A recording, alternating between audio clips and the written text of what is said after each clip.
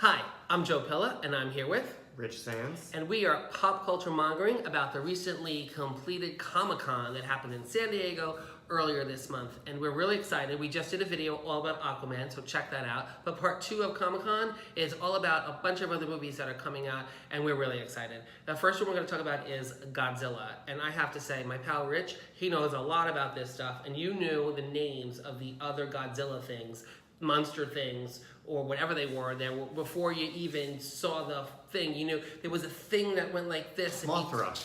Yeah, like what is that? Did you not watch Godzilla movies when you, like on Channel 11 growing up? I did, but I don't remember the names of the. I Oh just my thought they God, were Rodan, Mothra, Ghidorah, all the amazing, classic, iconic monsters. And the name of the movie is actually Godzilla, King of the Monsters. It's like Godzilla, like Justice League of the Monsters or something. Exactly. I'm seeing a Hollywood pattern. Right. You know, oh, we have one good idea. Let's keep using it.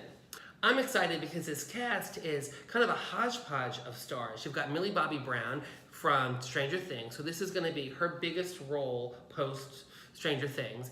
And I have a little question about her because what is she, like 13, 14 at this point? Something like that. She's kind of a big Instagram star. She's in the Calvin Klein campaign. I just wonder, will she grow up to be more like Drew Barrymore or Brooke Shields? Because both of them went to Studio 54, but only one went to rehab multiple times. I'm not going to take a stab at this question. I think she's going to grow up to be the next Millie Bobby Brown. I hope she grows up to be much more like Brooke Shields than Drew Barrymore, so she doesn't have all that stress. But anyway, also in the movie is Vera Farmiga, who was in Bates Motel, and she was in that movie Up in the Air. She was amazing in Up in the Air with George Clooney and Anna Kendrick.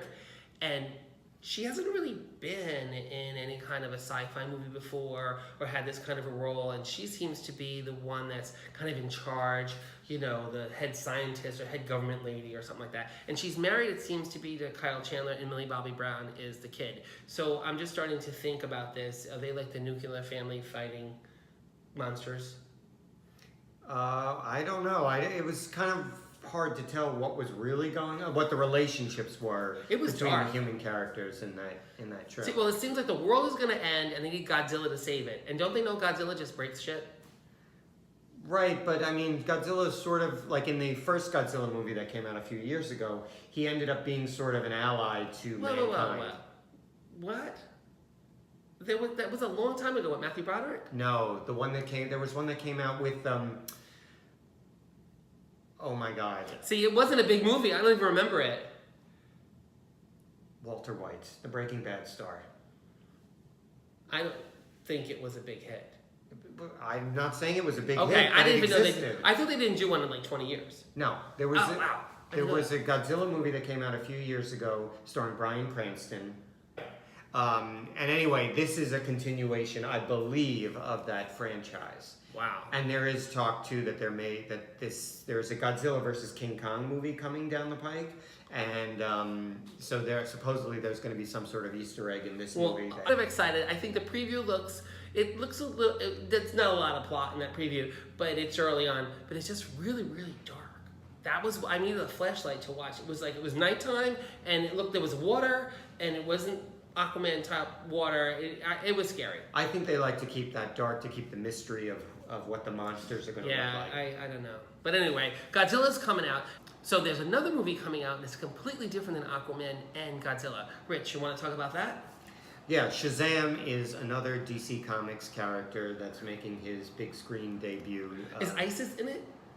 I don't know. I wouldn't be surprised if they introduced some character towards the end. So like when we were growing up on Saturday mornings, there was Shazam and ISIS, and they were on like 10 and 10:30, and they were live action things, and it was really kind of funny. It was like the Saturday morning version of Wonder Woman was ISIS, and he was like a poor man's Superman. But in this movie, it's a riot. It looks really good. Right. It looks like it's really going to bring, like, whereas we were talking earlier about Aquaman. Did you know Farrah Fawcett did a science fiction movie?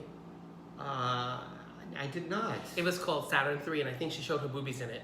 And Kirk Douglas and Harvey Keitel were in it. Harvey Keitel was a droid of some sort, I think. Android. It didn't do very well.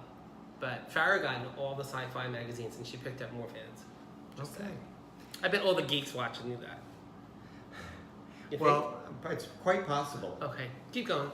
So earlier we were talking about Aquaman being a little bit lighter than past DC movies like Justice League and Batman vs. Superman. Well, Shazam looks like it's going to be even more light, like almost a comedy. It's like Saved by the Bell Shazam. Or Big Shazam, the Tom Hanks movie. So Zachary Levi, who I will admit I had some doubts when I heard he was cast in this role because I don't think of him as a very serious actor, but based on this trailer, I'm sold. I think that he has the right comedic tone to take this on, because basically it's a young boy named Billy Batson who, through a mystical wizard, gains the power of these it's big superhero. It's totally big superhero version. And so we have to remember that Shazam is actually still a 14-year-old boy trapped in the body of this basically Superman. Who has the funniest thing about the trailer is he becomes a superhero and he has a costume on, and where he gets a costume, but he has no idea what his powers are. Right. And that's really funny. I hope it's not just a few series of montages with no plot, because they'll get the origin story done, and then now what do we do?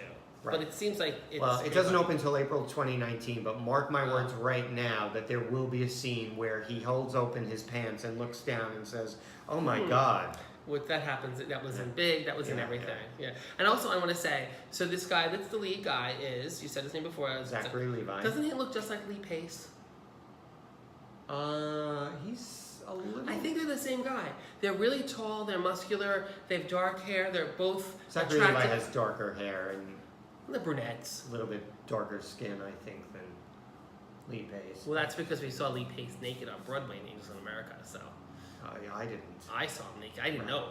It was a surprise. Anyway, another DC movie that was teased at Comic-Con, but there wasn't an official trailer, was Wonder Woman 1984. This is the sequel to the Wonder Woman movie. So Patty Jenkins, Gal Gadot, and Chris Pine showed up in Hall H, which is the big room at Comic-Con. But the biggest news about this is that Chris Pine was sitting there, and he apparently didn't survive the first movie. Steve Trevor didn't survive the first movie. We don't know who Chris Pine is playing in Wonder Woman 84. Yeah, you think it's going to be a completely different person. I think it's going to be like the third grandchild or something like that, or second. Or it could be that when his plane blew up in the first movie, although this is a little too similar to Captain America, but perhaps he was somehow put in suspended animation for 60 years.